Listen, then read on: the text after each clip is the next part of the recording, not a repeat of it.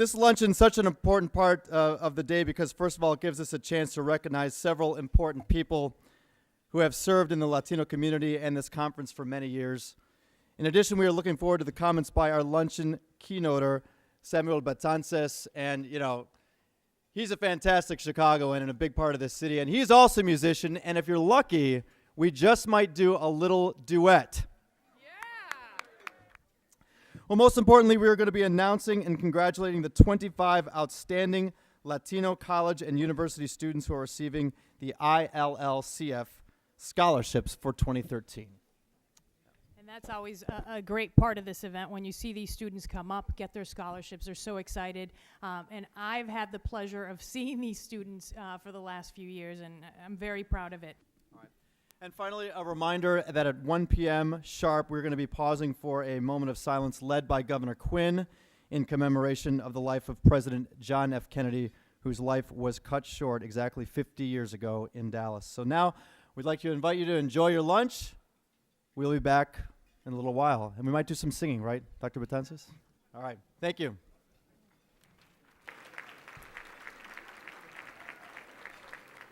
And then sitting at this table right here, do I let her take her next bite? No. Cook County Board President Tony Preckwinkle.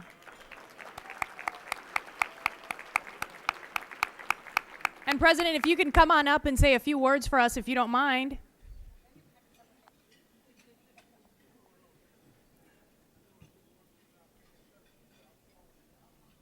Sure enough. Good afternoon. All right, let me try that again. Good afternoon.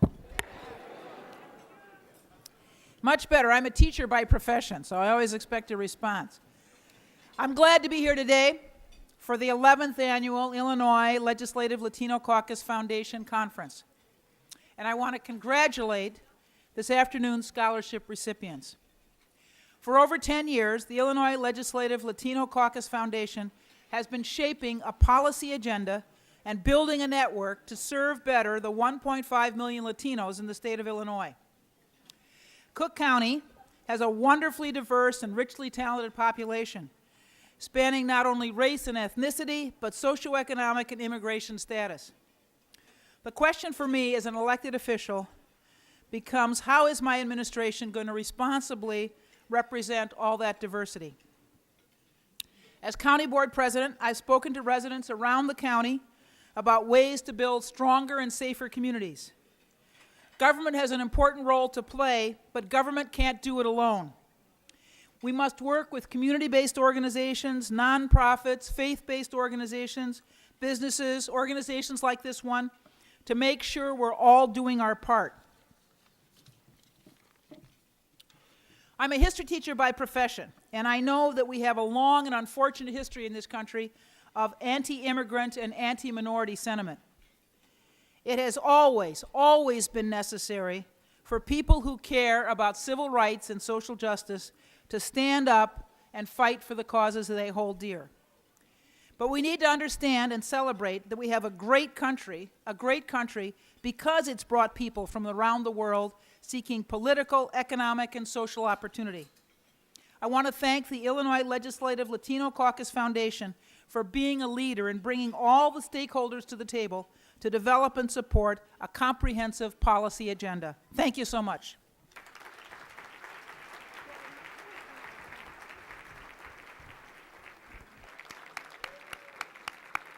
And now we get to the really good part, which is recognizing some very important folks who have been doing some wonderful things to help our Latino communities. So for that, we're going to call up some of the organizers of today's event, and that is Cynthia Soto, Representative Soto, also State Senator Iris Martinez, if they can come up, and this year's Vice Chair of the ILLCF Conference, Michael Gonzalez.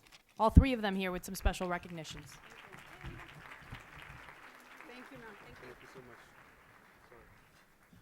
Thank you so much. I know we're on a tight timeline because of the one minute moment of silence right at 1 o'clock. I'd like to call our awardees that just kind of present themselves to my far right side. First of all, we'd like to recognize Lulu Blacksmith. Lulu is a part, or was designated the Wabansi Fabulous 40.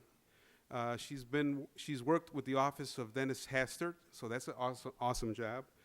And currently she's back at Wabansi. So we'd like to recognize her for her service throughout the past years.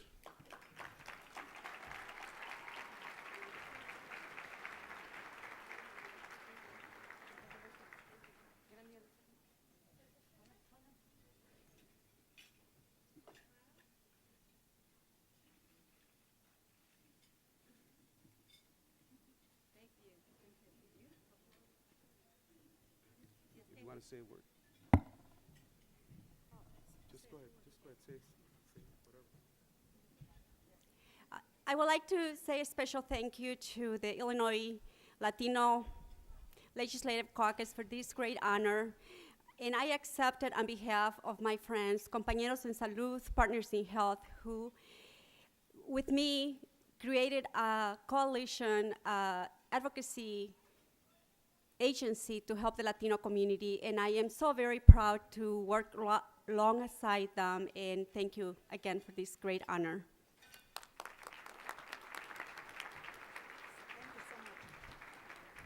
Thank you, Lulu. I'd like to ask Lashana Danzy to come up. Lashana is one of our backbones. She is the executive assistant to Jesse Ruiz, our counsel. And so she's through pretty much every single conference has done a great support for us. And for that, we finally recognize her. Lashana.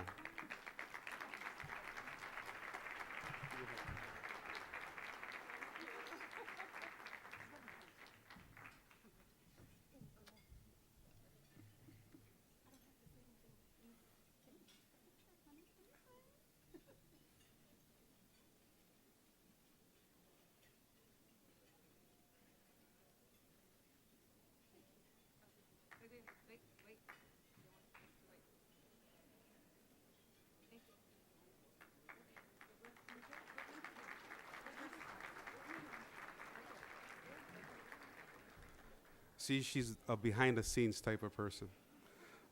Someone very close and dear to my heart, Dr. Rafaela and Felipe Weffer, they instituted a program about 25 years ago called the STEP program.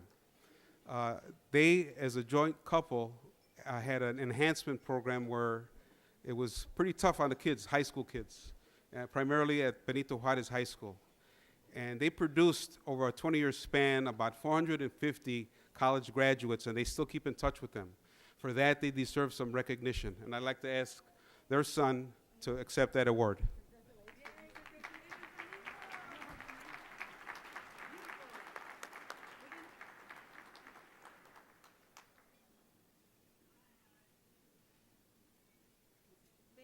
Please. On behalf of my parents who couldn't be here, because though ACA has improved a lot of things, appointments with specialists it can't really do much about, they instituted a program that got a 95% graduation rate to four-year colleges for Latino students in Chicago during the 80s and 90s, when we were lucky at some of these high schools to get a half or a third of that. And these students now continue establishing things like a STEM high school, or proposing a STEM charter school in Pilsen and Little Village, working with the Resurrection Project in Pilsen, and continuing to impact the community. And for all the scholarship recipients, I would just like to share some wisdom that my parents passed along to their students, that at the end of the day, the one thing you can always have is an education. And it becomes more important not just to start college, but to finish, and to show the promise that the ILLCF sees in you.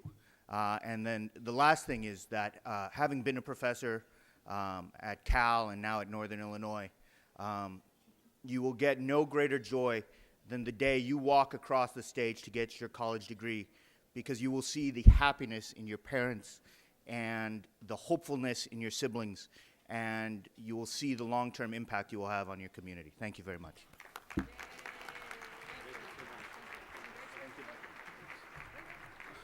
See, very, very eloquent, and it proves that the apple doesn't fall, very far from the tree. So, manda saludos to your parents. I thank you.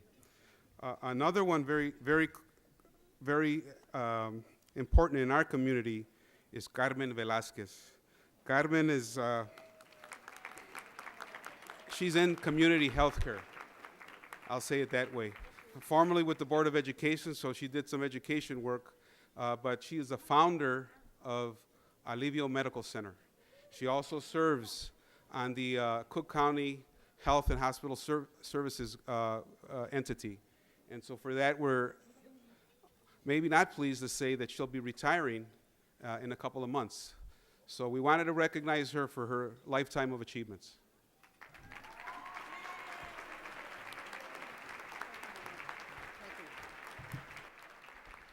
Good afternoon. First of all, to the Illinois Latino Legislative Caucus, a wonderful gracias for this honor. But I would be remiss if I didn't take advantage of all of you who are here present. So what I am saying, yeah, I'm going to retire, but I think as being part of a panel today that was discussing the Accountable Care Act, and I really, as a community person, I want to call it not the Affordable Care Act, but the Accountable Care Act. And I say that because we are here in this country, and we recognize the greatness of this country. But when this country continues to exclude us from health care, we have to keep fighting, and I challenge every one of us, including me, even after retirement, to continue to insist that we want in. Thank you very much.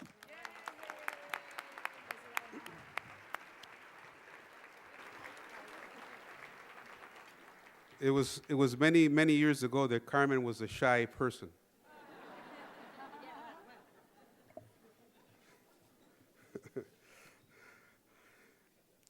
And now, the last, and we save the best for last, maybe. I would like to give a special recognition on behalf of the foundation to the Honorable Jesus Blanco. He likes to be known as Jesus Blanco, Secretary of State Jesse White.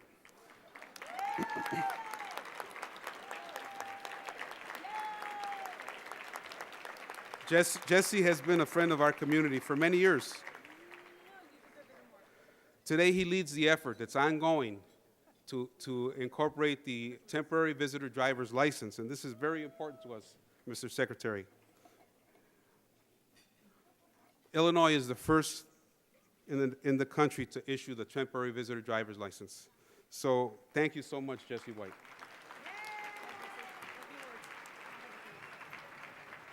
Can you be a little bit louder? Come on, let's hear it for Jesse White. Thank you very much. La Familia. It's an honor for me to be the recipient of this outstanding award. And I want to thank the Latino Caucus for this wonderful award that was bestowed upon me. And of course, I will place it in my office for all to see. But I'm especially grateful for the efforts of the members of the Illinois General Assembly for passing this landmark piece of legislation. And I also want to thank the individuals who were concerned about this matter. We took in their input. They shared their thoughts and ideas with us. And on November the 12th, we started the process of providing anywhere from 500,000 to 250,000 individuals with an opportunity to get a license so they can get from point A to point B in a safe and responsible manner. Our roads are safe as a result of it.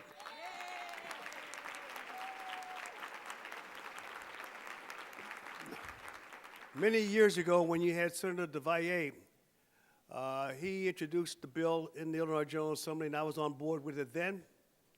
And as you can see, I'm on board with it now. We are going to take care of those individuals so they can get from point A to point B in a safe and responsible manner. Of course, you know, we have our young people who one day want to operate an automobile. We want to make sure that we give them the training that is required for them to do so. Individuals who work every day, who want to go from home to work and from work back home, we want to make sure we give them an opportunity to do so. So again, thank you for your giving and caring spirit. Thank you for your inspiration, because On December the 3rd, we will begin the process of moving forward with our pilot program. And then on the 10th of December, we will move forward again with 2 more facilities. So we'll have 4 pilot facilities that are out there. We'll have 25 by January. We'll have 36 in February. In this way, we'll be able to help those individuals to get a license so they can navigate on the roads of Illinois.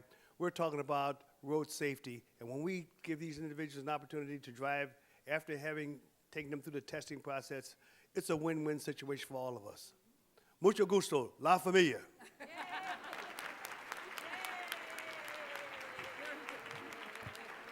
Thank you so much, Secretary Jesse White.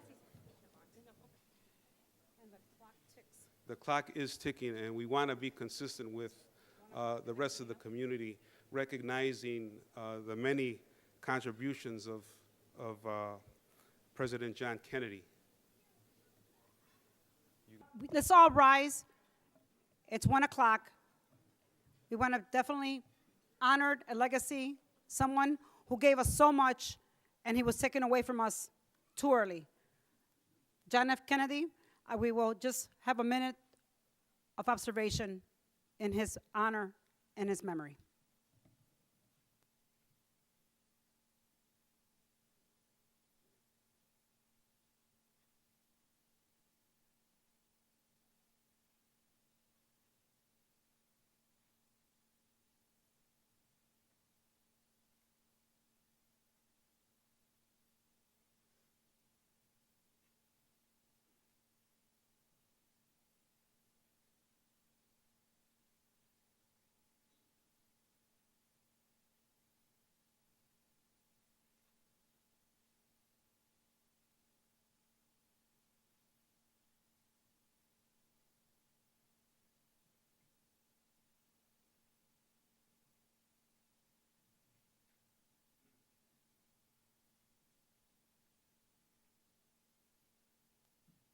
Thank you so much. And the show continues.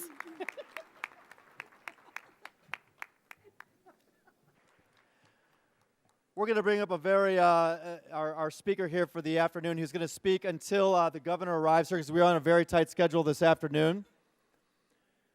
So the man I'm going to introduce, there are so many important issues in the news these days facing Latinos: education, immigration reform, the new driver's licenses. And in the news business, we often have to turn to very important Chicagoans to offer some perspective and some warmth and some compassion at times. And this gentleman knows Latino issues very, very well. That's an understatement. He travels the country, he travels the world as a motivational speaker, as a teacher, and now as an author. Please welcome Dr. Samuel Betances.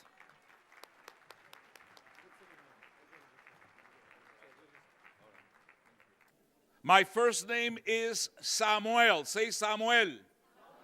It's like damn well. It's like everything I do. Last name, Betances. Put both names together. And that's why my students historically call me Dr. B. Say good afternoon, Dr. B. Now listen up. When John Kennedy became president, I was a young man, 19 years of age. And what I remember about Kennedy was that a lot of Protestants and a lot of evangelicals and in the Latino community, especially los puertorriqueños, hay pentecostales y adventistas and bautistas, plus in the American Protestant evangelical community, there were a lot of strong anti-Catholic feelings. And so he was someone who was categorized as a minority. And he was young. He was urban. And I remember studying with Protestants, evangelicals, as I was trying to pursue education. I had been a high school dropout. And now I have been plucked from the streets through the church. And they did not like John Kennedy, or the idea that a Catholic should run the country. On the other hand, he was the first president, I mean, when he got to be president, but as a candidate, to argue that racism was evil. That racism was something that took away the rights of others, that took away our rights as a result, to harness the talent of everyone. And I remember when he was elected, I was driving and I was in the car with the pastor. He had a new Bonneville. And he was sad. And I said to him, I said to him, I think God's choice lost. ¿Y pa' qué fue eso? He almost ran off the road. But it was at the beginning we began to understand the people's religious convictions, the people's racial identity, the people's accents, the people's legal status, the people's sexual orientation and age and height and all of these things we have to learn to respect. We must become an extension of each other's best self. I was in Puerto Rico the day he was shot. And I remember in Mayagüez going to the president of the university and asking for the Puerto Rican flag and the American flag. And we put them at half-mast. And that was the first time that I felt that I was experiencing something with other Americans, because a lot of us were at the margin. And now he had died and he was my president. And so the first thing I did from Puerto Rico was to sell pints of blood to get a plane ticket to go to Arlington Cemetery and pay my respect to John Fitzgerald Kennedy, to a new beginning, to what he called the new frontier. And since I had been a high school dropout, and my brother was a gang leader, went to prison, died of violence, and the other one sold drugs and made junkies of 14-year-olds and disappears from the face of the earth. My sister's first husband dies of an overdose, the second cirrhosis of the liver. The third, she stabs to death, defending herself from a brutal beating in Humboldt Park. And out of that misery and scars and poverty, we were so poor, somebody broke into our little apartment and didn't take anything. I mean, that's cold. I was incompetent in 2 languages. I spoke Ebonics and Spanglish. And I was learning middle class standard English. And I went to this private boarding academy. And I met a white boy whose father was a preacher. And he loved the way I perform on stage, like right now. And he said, man, if you can teach me how to do that, I could outdo my daddy. He says, teach me how to communicate, and I'll teach you how to say it right. So he took me to the speech lab and gave me the speeches of people in public life, and preachers and statespersons and politicians and orators. And he gave me the speeches of a young senator who had the audacity to believe that he could be president. And he had good hair. I love it, white people, when they go like this. And I remember memorizing the speeches. I learned middle class talk by memorizing, in part, Jack Fitzgerald Kennedy. And I got to be so good, I could almost talk like him. You want a little sample? We observe today not a victory of party, but a celebration of freedom, signifying both the beginning and the end. Let the word go forth from this time and place that the torch has been passed to a new generation of Americans.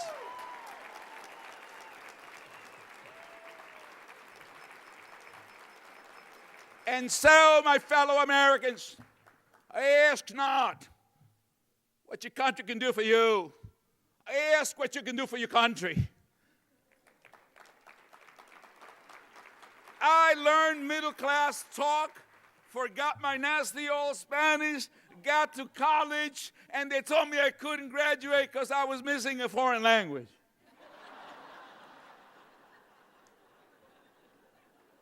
I met this big, tall Anglo. ¿Cómo está usted?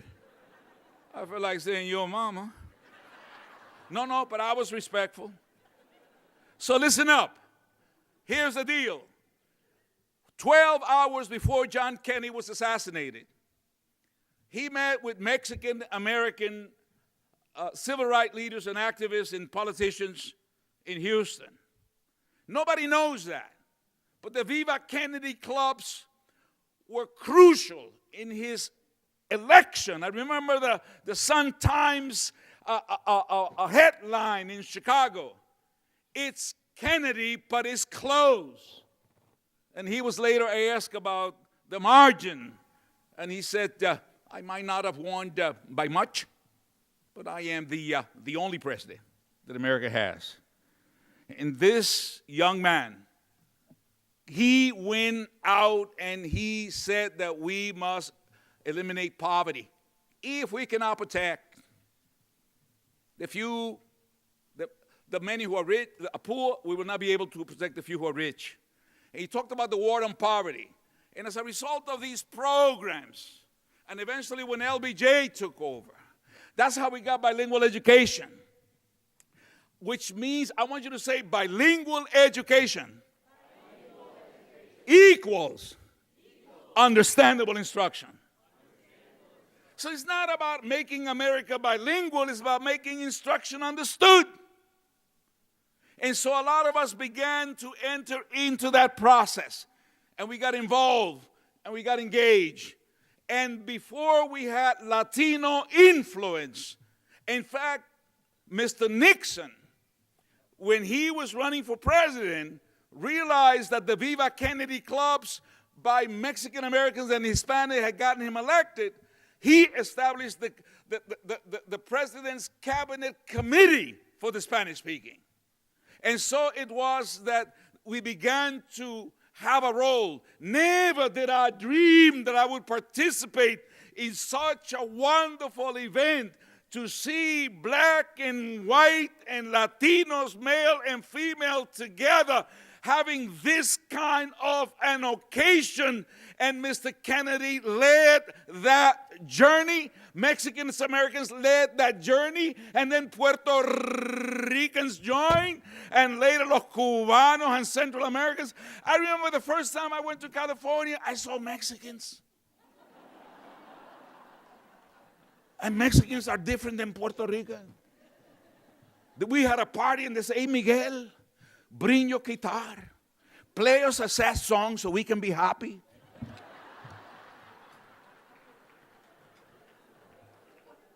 Listen, I got to finish here.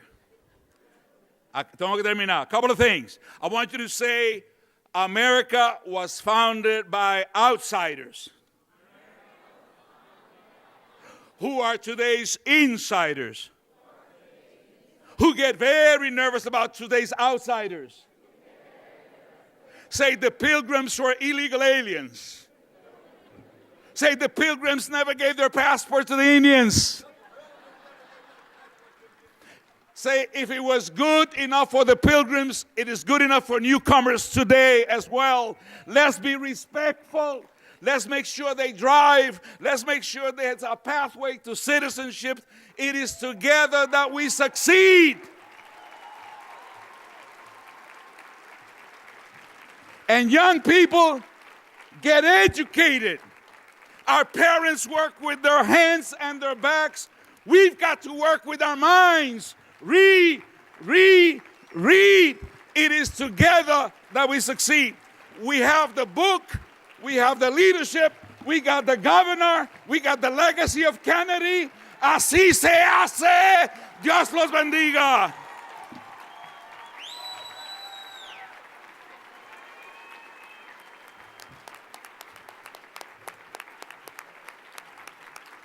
Dr. Samuel Betances.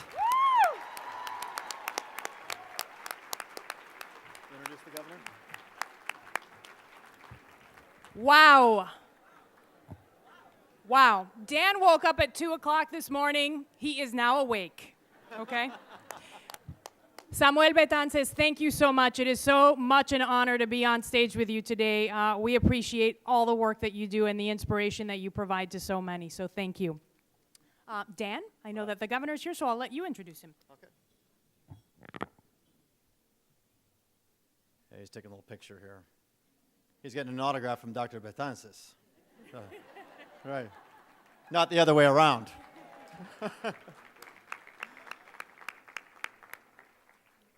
Governor Quinn, you ready? We know you're running a little late now. Because you're running just a little late, I've promised that you will sing a duet with me.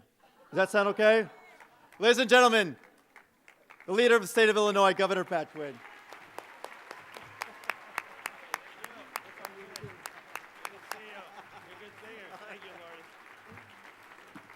Thank you, everyone. I do want to thank Sam for his commitment to education and his commitment to everyone. When I heard him just speaking a moment ago about how important education is, it's the most powerful force in a democracy. We celebrate democracy in Illinois, particularly this week. It was the 150th anniversary of the Gettysburg Address, which is really Abraham Lincoln of Illinois, our president 150 years ago, spoke to us then, now, and forever about how important it is to have a government of the people, that it shall not perish. And that means all the people, that everybody is in and nobody is left out. And it's very, very important. If we're going to have a strong democracy, education cannot be for the elite. It's got to be for everybody.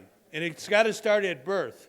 And it's very, very important in our state, we're in the heart of the heartland, that we make sure that we have early childhood education for all of our children. It's very, very important.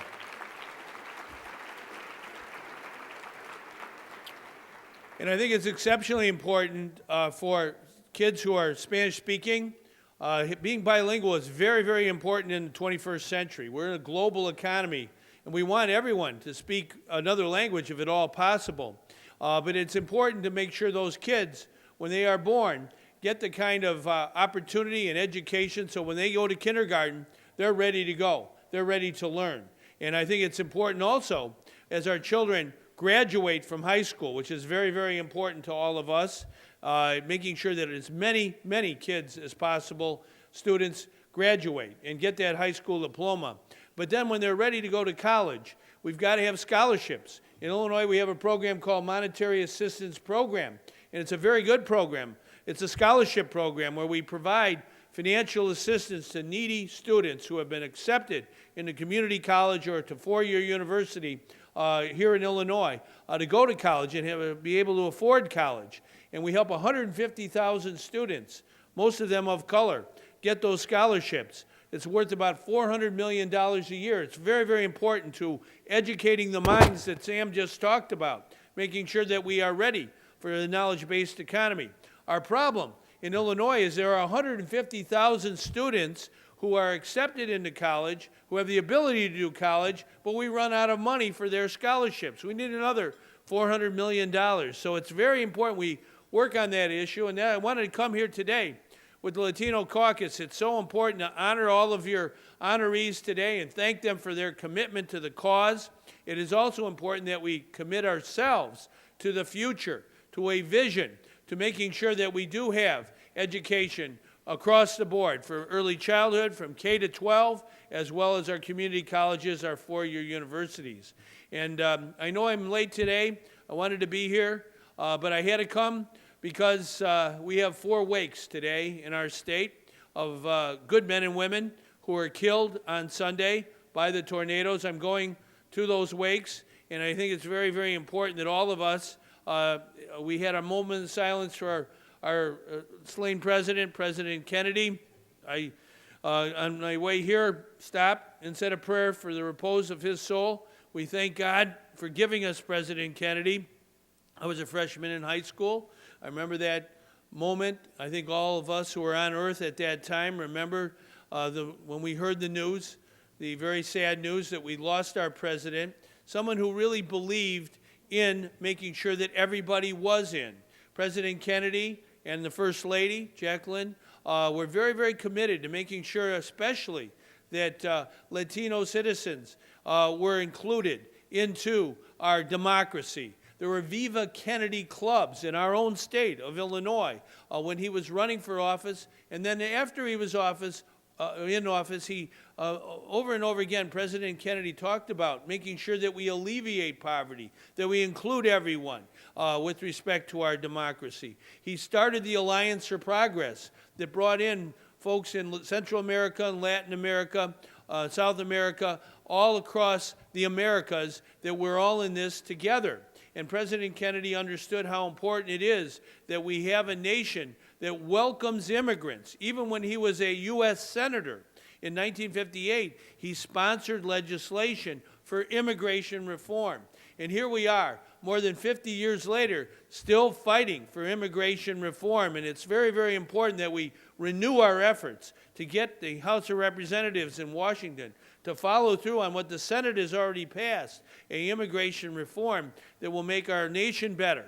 We're stronger because of our diversity, because of our welcoming of immigrants from all over the world. That's what the strength of America, the strength of Illinois has always been. And in our state, we understand how important it is to be a welcoming society. That's what Illinois has to be. We're in the heart of the heartland. We don't want to be like Arizona or other places like that. They're on the wrong track. And when I was in Mexico earlier this year, I met with the governor of the state of Mexico and the mayor of the city of Mexico City, and they said they admired the fact that here in Illinois we had passed the DREAM Act to provide scholarships for undocumented students.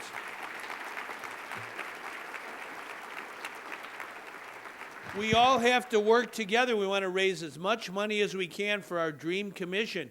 We've already awarded some scholarships to students. We need many more. And it's very important to invest in their minds. They're going to make a great difference and make our state and our country better. But we have to understand how important it is to include people. And that's why I want to thank all the members of the Latino Caucus who led the charge about a year ago to get a bill passed, a very important bill, that allows for undocumented immigrants to get a driver's license. And that was another step forward when I signed that bill into law. And we have to, I think, say to our whole nation that welcoming immigrants is as American as you can get. That's what really all of us believe in our country, that we are stronger because of our diversity. And I wanted to come here today to salute your great program and all the speakers on this program. I particularly want to thank the members of the Latino Caucus in the House and the Senate, as well as in the City Council, the County Board. We have to make sure we have more men and women who run for office, who get elected to office, who get appointed to important positions, so that they can truly be in our democracy in a way that gives them an opportunity to make changes that are important for all of us.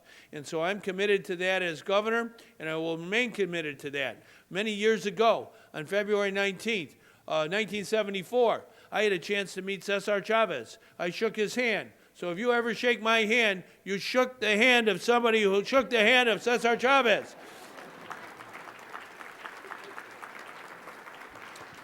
And Cesar Chavez, all of us know, he said, "Si se puede." Very, very important. President Obama learned about that as well in his campaign. Yes, we can.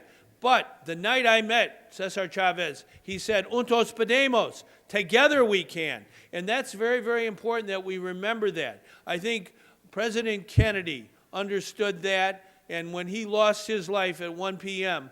50 years ago in Dallas, on a very sad day for America, a sad day for history, President Kennedy understood that our nation always had to be committed to including everyone, to making sure that our democracy was as strong as ever. And that means everybody in, nobody left out. Thank you very much.